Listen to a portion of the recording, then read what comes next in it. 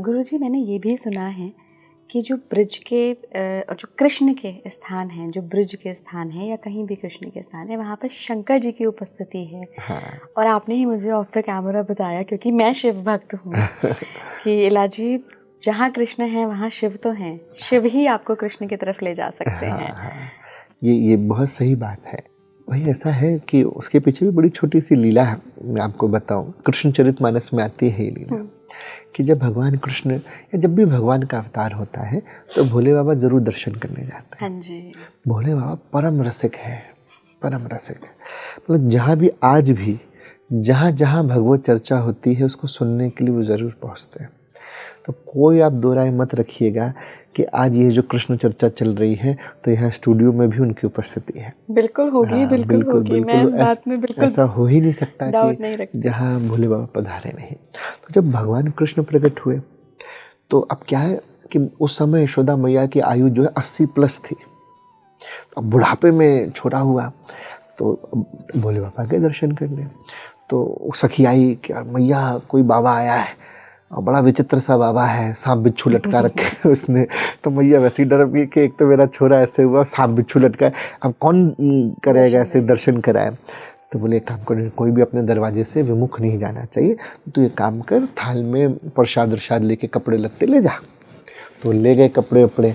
तो भोले बाबा ने कहा ये सब नहीं चाहिए मेरे को, मैं तो दर्शन के लिए आया हूँ। लौटा दिए। अच्छा आप किसी को कुछ ऑफर करो, सामने लौटा दे तो श्रद्धा भी बढ़ती है कि अच्छा इसका मतलब थोड़ा बड़े वाला आदमी है कि कपड़े लौटा दिए।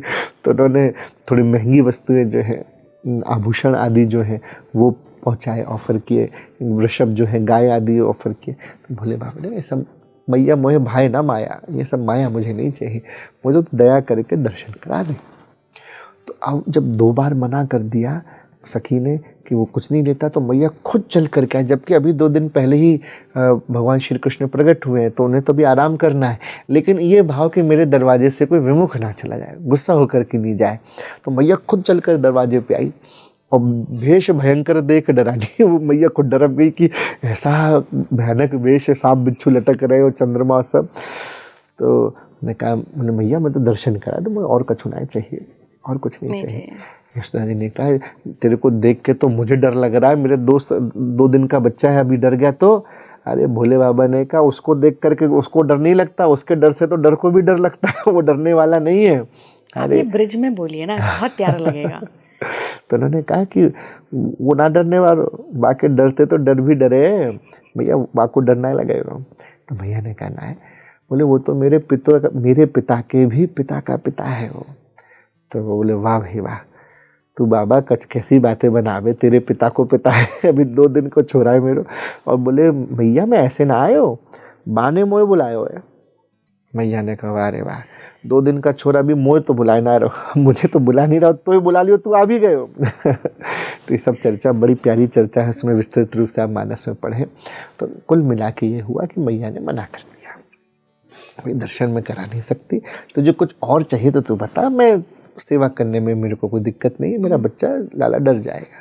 नहीं कराया दर्शन, बेचारे बड़े उदास हो गए। भोले बाबा पास में वृक्ष के पास जाके बैठ गए और आंखों में आंसू आ गए कि हाय प्यारे, हर अवतार में आपने मुझे दर्शन दिए, इस बार क्या आप अपने दर्शन नहीं दोगे। इधर उनके आंख में आंसू आना था कि इधर ठाकुर जी ने रोना चालू किया, और इतना जोरदार रोना चालू किया कि अब सब सखियां चुप करा रही, मैया चुप, अब काय को चुप होने वाले। एक आई बड़ी बूढ़ी से है, वही तुम लोग कुछ चुप ना करा पा, 2 दिन के बच्चा है, मोए लाओ मैं चुप कराऊं। और जैसे उसने तो उसके और जोर जोर से चिल्ला के रोने लगे। अरे बोले मैया ने सोचा हो ना हो, क्या हुआ, बोले जोगी कर गए टोना भारी, और कुछ नहीं, मतलब जोगी आया था ना वही टोना कर गया, अभी अच्छा खासा था, मेरा बच्चा कुछ नहीं हुआ, जाओ सखियों ढूंढ करके लाओ, कहाँ है, वही ठीक कर सकता है। अब सब सखियाँ गई, ढूंढ रही है, मैया भी ढूंढ रही है। तो बाबा कहीं गए थे ना, तो पास में एक वृक्ष के नीचे बैठे थे, मैया गई पास में, और बाबा मिल गया। बोले बाबा तो कछु जादू टोना उतार लेबे कि ना, ये नहीं करिए कि तूने नजर लगाई है काम करवाना ना। कह रहे बाबा तू नजर वजर उतार लेता है। और भोले बाबा ने कहा कुछ उम्मीद जागी। अरे बोले मैं ऐसी उतारूंगा दोबारा लगेगी नहीं। अब बोले चल बाबा फिर। तो बाबा को लेकर के आए हैं और बाबा ने पालने में पड़े हुए प्यारे श्याम सुंदर को देखा और ठाकुर जी ने उनको देखा, नज़र से नज़र मिली और नज़र उतर गई। जो रो रहे थे ठाकुर जी मुस्कुराने लगे। भैया ने कहा तू बाबा तो बड़ो काम को है भैया, बड़े काम का है। तो बाबा ने कहा सुन भैया एक काम और बताऊँ। हाँ अब तो इम्प्रेशन हो गया ना, चुप करा दिया। बोले अब क्या? बोले ऐसा कर, अगर अपने लाला के चरण तू मेरे सर पे रख दे तो उसको जीवन में कभी नजर ना लगे। अब हमारी मैया भोली भाली, तो बोले जई के धरूं कि मैं भी? अरे बोले तू रहने दे। तो जई के धरूं।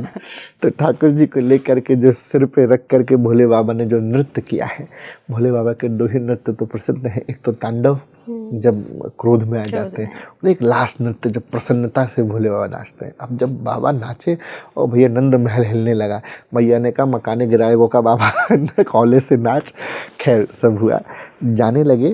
तो ये ब्रज की गोपी कर सकती है, दुनिया में और कोई नहीं कर सकता जो होने जा रहा है। जो यशोदा मैया ने कहा, ये एक भक्त का भोलापन, सरलता, जिसके मन में कोई छल कपट नहीं है, वही कर सकता है। क्या? मैया ने कहा बाबा कहाँ जा रहा है? बोले बता। बोले नौकरी करेगा।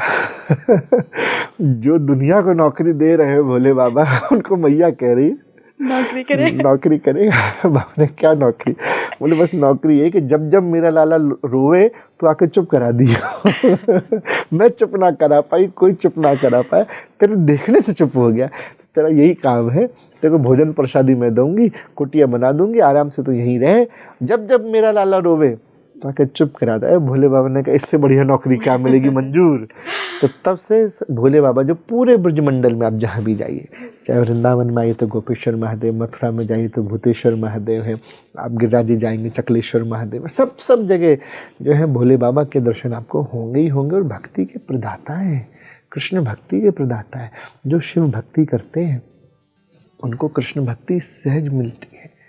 ये भोले बाबा, क्योंकि जो भक्त है वो देता है, उसके अंदर लेने की प्रवृत्ति नहीं होती। और जो देने वाला होता है ना, उसकी एक विशेषता ये होती है कि वो सबसे बढ़िया चीज़ देना चाहता है। वो कृष्ण है। तो कृष्ण भक्ति, तो भोले बाबा कृष्ण भक्ति के प्रदाता है। ब्रजमंडल में आप जहाँ जाएंगे आपको भोले बाबा के दर्शन और ऐसे ऐसे रूप में होंगे जैसे आपको कहीं और दर्शन नहीं होंगे। जैसे वृंदावन में गोपी बन करके रहते हैं भोले बाबा, गोपेश्वर महादेव। दिन में सुबह के समय जल चढ़ाया जाता है और शाम को गोपी के रूप में श्रृंगार होता है, बाकायदा लहंगा चुन्नी घूंघट डाल करके आपको भोले बाबा में कहीं दर्शन नहीं होंगे। एकमात्र वृंदावन में आपको भोले बाबा गोपी के रूप में मिलेंगे। आप जैसे जैसे बता रहे हैं ना गुरुजी, मतलब मैं पूरी मानसिक यात्रा पे हूँ वृंदावन की।